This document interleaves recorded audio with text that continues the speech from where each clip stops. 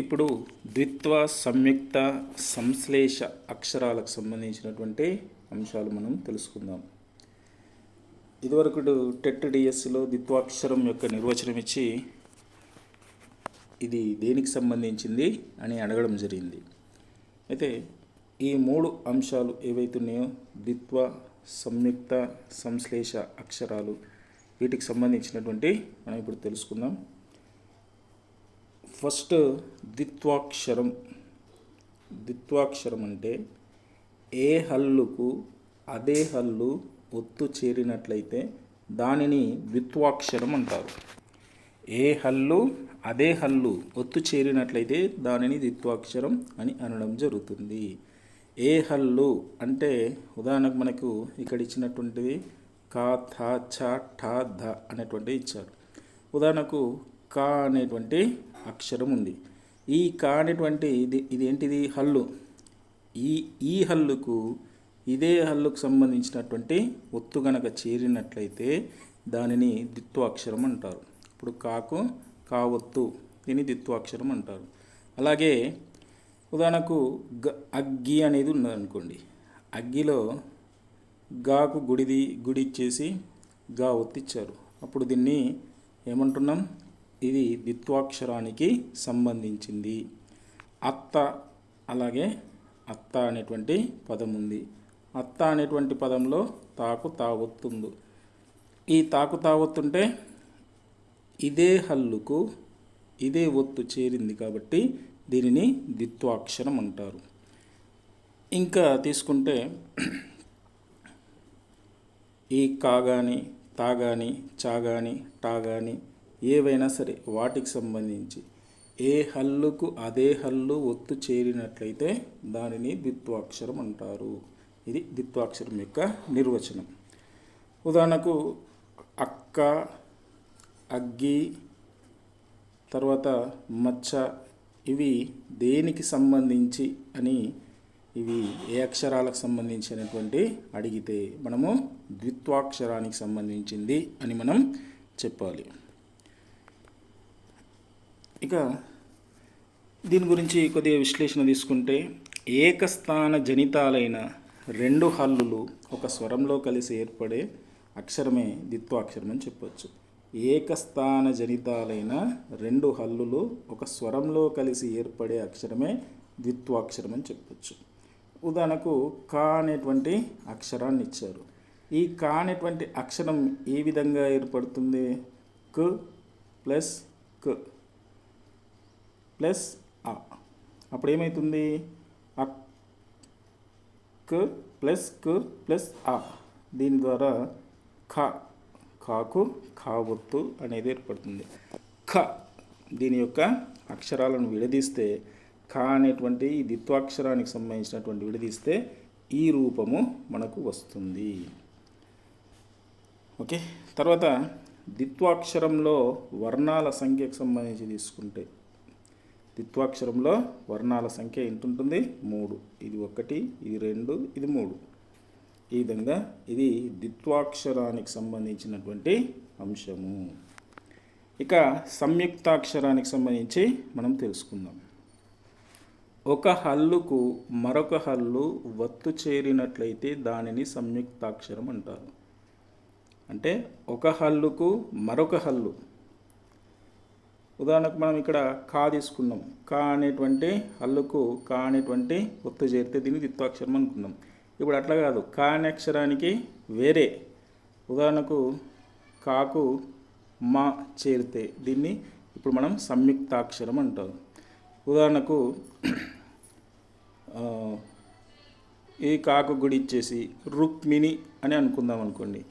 రుక్మిణి అయితే రుక్మిణి కాకు గుడి, ఇప్పుడు మా ఒత్తు వచ్చింది. ఈ కాకు గుడి మా ఒత్తు వచ్చింది కాబట్టి దీన్ని మనం ఇప్పుడు ఏమంటున్నాం? సంయుక్తాక్షరానికి సంబంధించి అని చెప్పుకుంటున్నాం. అంటే ఒక హల్లుకు మరొక హల్లు ఒత్తు చేరినట్లయితే దానిని సంయుక్తాక్షరం అని చెప్తాం. ఇది మా కావచ్చు, క్ష కావచ్చు, క్రూ కావచ్చు, క్రా కావచ్చు. ఉదాహరణకు శుక్రవారము, శుక్రవారంలో క్రా అనేది ఉంది కాబట్టి కాకు రావద్దు. ఒక హల్లుకు మరొక హల్లు ఒత్తు చేరింది కాబట్టి ఈ శుక్రవారాన్ని మనం సంయుక్తాక్షరమని అంటాం. ఇది సంయుక్తాక్షరానికి సంబంధించినటువంటి అంశం. ఇక వేరువేరు స్థానజనితాలైన రెండు హల్లులు ఒక స్వరంతో కలిసి ఏర్పడే అక్షరం అని చెప్పుకోవచ్చు. ఉదాహరణకు క్మా అనేటువంటి దీంట్లో ఉక్ మా ఉక్ మ్ ప్లస్ ఆ ఈ విధంగా కలిస్తే క్మా అవుతుంది. క్ష అనేటువంటి తీసుకుంటే ఉక్ స్ ఆ, క్రూకు సంబంధించి తీసుకుంటే క్ రు ఉ. ఇది దీంట్లో కూడా మనకు ద్విత్వాక్షరంలో వర్ణాల సంఖ్య 3 ఉన్నట్టే ఇక్కడ కూడా సంయుక్తాక్షరంలో సంఖ్య కూడా 3 ఉంటుంది. ఇదేం సంఖ్య? వర్ణాల సంఖ్య. ద్విత్వాక్షరంలో వర్ణాల సంఖ్య 3, సంయుక్తాక్షరంలో వర్ణాల సంఖ్య కూడా 3 ఉంటుంది. కానీ అక్షరాల సంఖ్య 1. ఇది చాలా గుర్తుంచుకోవాల్సినటువంటి అంశం. ద్విత్వాక్షరంలో వర్ణాల సంఖ్య అని అడిగితే ద్విత్వాక్షరంలో వర్ణాల సంఖ్య 3, సంయుక్తాక్షరంలో వర్ణాల సంఖ్య అనేది అడిగితే 3. కానీ ఈ రెండిట్లో అక్షరాల సంఖ్య ఎన్ని అడిగితే 1. ఎందుకు? కా అయినా మనకు ఒకటే అక్షరము, ఉదాహరణకు క్ష అయినా ఒకటే అక్షరంగా పరిగణించబడుతుంది. కాబట్టి ఇక్కడ అక్షరాల సంఖ్య 1 అని చెప్పొచ్చు. ఇక తర్వాత సంశ్లేషాక్షరానికి సంబంధించి తీసుకుంటే ఒక హల్లుకు 2 లేదా అంతకంటే ఎక్కువ ఒత్తులు చేరితే దానిని సంశ్లేషాక్షరం అంటారు. ఒక హల్లుకు 2 లేదా అంతకంటే ఎక్కువ ఒత్తులు చేరితే దాన్ని సంశ్లేషాక్షరం అని చెప్పడం జరుగుతుంది. ఇప్పటివరకు ఒక హల్లుకు ఒక ఒత్తు మాత్రమే వచ్చింది, కానీ ఇక్కడ 2 కంటే ఎక్కువ ఒత్తులు వస్తే దాన్ని మనం సంశ్లేషాక్షరం అని చెప్పచ్చు. ఉదాహరణకు తీసుకుంటే స్త్రీ అనేటువంటిది మనకి ఇవ్వడం జరిగింది. స్త్రీ, సాకు గుడి దీర్ఘము, తావొత్తు రావొత్తు. ఇక్కడ ఎన్ని వచ్చినాయి? 2 ఒత్తులు రావడం జరిగింది. అందుకే దీన్ని మనం ఏమంటున్నాం? సంశ్లేషాక్షరము అని అంటున్నాం. ఈ స్త్రీలో మనకు ఎన్ని వర్ణాలు ఉన్నాయో చూసుకుందాం. స్త్రీ అనేటువంటి దాన్ని పూర్తిగా విభజిస్తే మనకు ఈ స్త్రీని మనం ఈ విధంగా వర్ణాలుగా విడదీస్తే ఈ స్త్రీ అవుతుంది. చదవాల స్త్రీ అవుతుంది. దీన్ని మనం సంశ్లేషాక్షరం అని చెప్పవచ్చు. ఇలాంటివి మనకు చాలా ఉంటాయి. జ్యోష్ణ కావచ్చు, తాకు సావత్తు నా ఒత్తు వస్తుంది. అలాంటి మనకు సంశ్లేషాక్షరాలని మనం చెప్పుకుంటాం. మరి సంశ్లేషాక్షరంలో వర్ణాల సంఖ్య ఎంత? అనంతము, అనేకం. ద్విత్వాక్షరంలో మనకు సంయుక్తాక్షరంలో కనుక తీసుకుంటే మనకు వర్ణాల సంఖ్య 3గా ఉంది, అంటే విడదీస్తే మనకు వచ్చేటువంటిది. మరి ఇక్కడ అక్షరాల సంఖ్య ద్విత్వాక్షరం సంయుక్తాక్షరంలో 1 ఉంది. మరి ఇక్కడ సంశ్లేషాక్షరంలో కూడా అదే విధంగా ఉంది. ఇక మనకు ఇంతకుముందు టెట్లో వచ్చినటువంటి అంశాలు మనకు చూద్దాం. 2016లో టెట్ 1, 2016లో టీఆర్టీలో, తర్వాత హెచ్జిడిలో, 2016, 17, 18లో వరుసగా టెట్, డిఎస్సి, టీఆర్టీలో వచ్చినటువంటి ఒకసారి చూద్దాం. ఇవి క్రమంగా సంయుక్త సంశ్లేష అక్షరాలు గల పదాలు. సంయుక్తాక్షరము, సంశ్లేషాక్షరము అనేటువంటి పదాలకు సంబంధించినటువంటి ఇట్లా చూడాలి. సంయుక్తాక్షరం అంటే ఏంది? ద్విత్వ, సంయుక్త, సంశ్లేషాక్షరాలు మనం తెలుసుకున్నాం. మనకు క్రమంగా ఇచ్చాడు. సంయుక్త అంటే ఏంటి? మనకు ఒకదానికి సంబంధించి వేరే అచ్చులు ఉన్నటువంటి వాటిని, ఒక హల్లుకు వేరే హల్లు ఉన్నటువంటి వాటిని మనం సంయుక్త అని చెప్తున్నాం.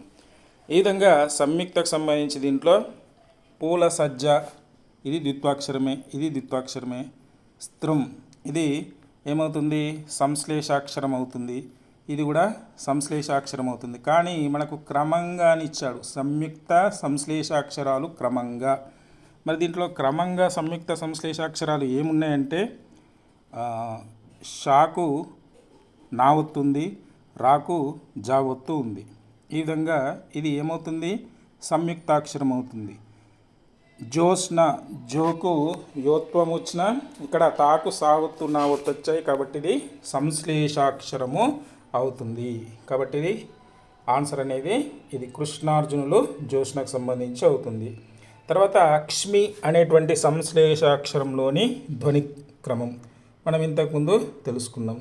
క్ష్మి అనేటువంటి దాంట్లో చూసుకుంటే ఖ ష్ మ్ ఈ అనేటువంటి వస్తుంది. దీంట్లో మనం చూసుకోవాలి. క ష్ మ్ ఈ ఇది వస్తుంది. క ష్ మ్ ఈ అప్పుడు క్ష్మి అవుతుంది. ఇది ఆన్సర్.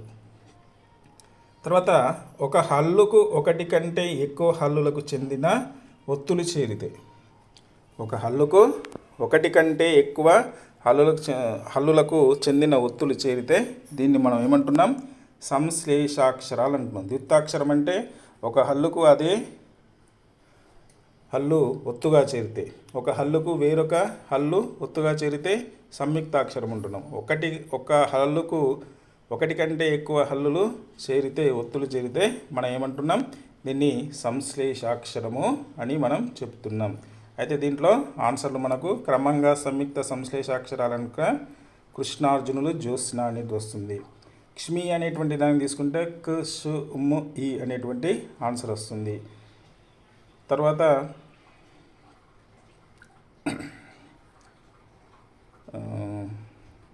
ఒక హల్లుకు ఒకటి కంటే ఎక్కువ హల్లులకు చెందిన ఒత్తులు చేరితే అది సంశ్లేషాక్షరము అవుతుంది. ఇవి మనకు ఆన్సర్లు. ఇంతకుముందు టీఆర్టీ 2016లో, తర్వాత టీఆర్టీ 2017లో, హెచ్జిటి 2018లో మనకు సింపుల్గా చిన్న భావనకు సంబంధించి మనకు ప్రశ్న వస్తే ఆ ప్రశ్నకు సంబంధించి మనం ఈజీగా గుర్తుపట్టడానికి ఆస్కారం ఉంటుంది. కాబట్టి ఈ ద్విత్వ సంయుక్త సంశ్లేషాక్షరాలు కూడా మనకు టెట్కి కూడా చాలా ఇంపార్టెంట్, డిఎస్సికి కూడా ఇంపార్టెంట్, ముఖ్యమైనటువంటిది.